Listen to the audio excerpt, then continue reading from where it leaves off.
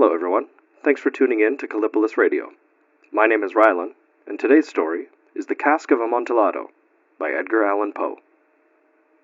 Fortunato had hurt me 1,000 times, and I had suffered quietly. But then I learned that he had laughed at my proud name, Montresor, the name of an old and honored family. I promised myself that I would make him pay for this, that I would have revenge. You must not suppose, however, that I spoke of this to anyone. I would make him pay, yes, but I would act only with the greatest care. I must not suffer as a result of taking my revenge. A wrong is not made right in that manner, and also the wrong would not be made right unless Fortunato knew that he was paying and knew who was forcing him to pay. I gave Fortunato no cause to doubt me. I continued to smile in his face, and he did not understand that I was now smiling at the thought of what I planned for him, at the thought of my revenge. Fortunato was a strong man, a man to be feared, but he had one great weakness. He liked to drink good wine, and indeed he drank much of it. So he knew a lot about fine wines, and proudly believed that he was a trained judge of them. I, too, knew old wines well, and I bought the best I could find. And wine, I thought, wine would give me my revenge. It was almost dark, one evening in the spring, when I met Fortunato in the street, alone. He spoke to me more warmly than was usual, for he had already drunk more wine than was good for him. I acted pleased to see him, and I shook his hand, as if he had been my closest friend. "Fortunato, how are you?" "Montresor, good evening, my friend."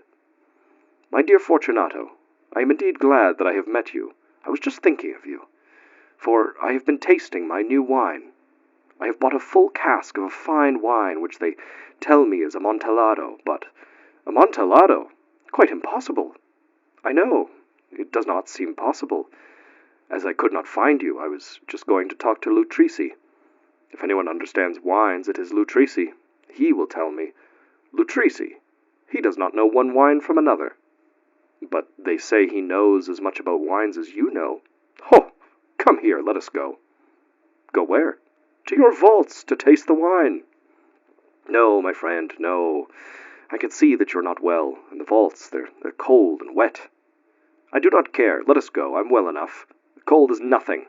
Amontillado, someone is playing games with you. And Lutrisi, ha! Lutrisi knows nothing about wines. Nothing at all." As he spoke, Fortunato took my arm, and I allowed him to hurry me to my great stone palace, where my family, the Montresors, had lived for centuries.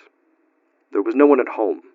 I had told the servants that they must not leave the palace, as I would not return until the following morning, and they must care for the place.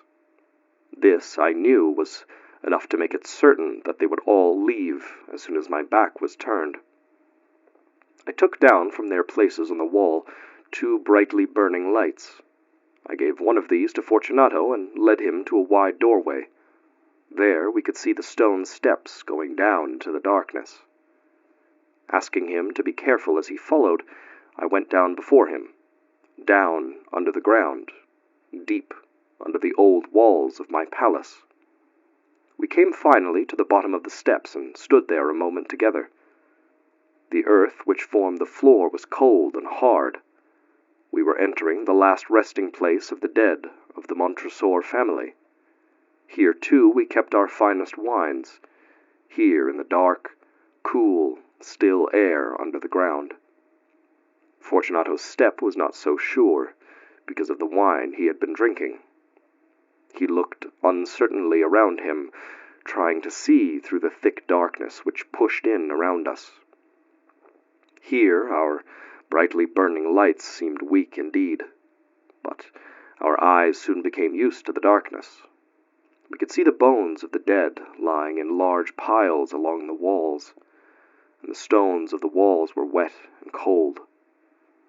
From the long rows of bottles which were lying on the floor amongst the bones, I chose one which contained a very good wine, and since I did not have anything to open the bottle with, I struck the stone wall with it and broke off the small end. I offered the bottle to Fortunato. "Here, Fortunato, drink some of this fine Madoc. It will help to keep us warm. Drink." "Thank you, my friend. I drink to the dead who lie sleeping around us." "And I, Fortunato, I drink to your long life." "Ah, a very fine wine indeed. But the Amontillado? It is farther on. Come." We walked on for some time. We were now under the river's bed, and water fell in drops upon us from above. Deeper into the ground we went, past still more bones. "Your vaults are many and large. There seems to be no end of them. We are a great family, and an old one. It's not far now, but I can see you're trembling with the cold. Come on, let us go back before it's too late." It's nothing. Let us go on. But first, another drink of your Madoc." I took up from among the bones another bottle. It was another wine of a fine quality, a de Grave. Again I broke off the neck of the bottle. Fortunato took it and drank it all without stopping for a breath. He laughed and threw the empty bottle over his shoulder. We went on, deeper and deeper into the earth. Finally, we arrived at a vault in which the air was so old and heavy that our lights almost died. Against 3 of the walls there were piles of bones higher than our heads. From the 4th wall someone had pulled down all the bones, and they were spread all around us on the ground. In the middle of the wall was an opening into another vault, if I can call it that. A little room about 3 feet wide, 6 or 7 feet high, and perhaps 4 feet deep. It was hardly more than a hole in the wall. "Go on," I said. "Go in. The Amontillado is in there." Fortunato continued to go forward, uncertainly. I followed him immediately. Soon, of course, he reached the back wall. He stood there for a moment, facing the wall, surprised and wondering. In that wall were 2 heavy iron rings, and a short chain was hanging from one of these and a lock from the other.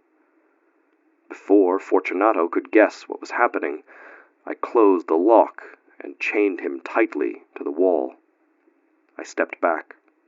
"Fortunato," I said, "put your hand against the wall.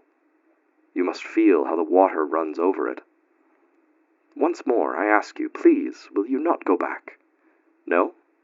If not, then I must leave you, but first I must do everything I can for you." But the Amontillado." "Ah, yes, indeed, the Amontillado." As I spoke these words, I began to search among the bones. Throwing them to one side, I found the stones which earlier I had taken down from the wall. Quickly, I began to build the wall again, covering the hole where Fortunato stood trembling. "Montresor, what are you doing?" I continued working. I could hear him pulling at the chain, shaking it wildly. Only a few stones remained to put in their place.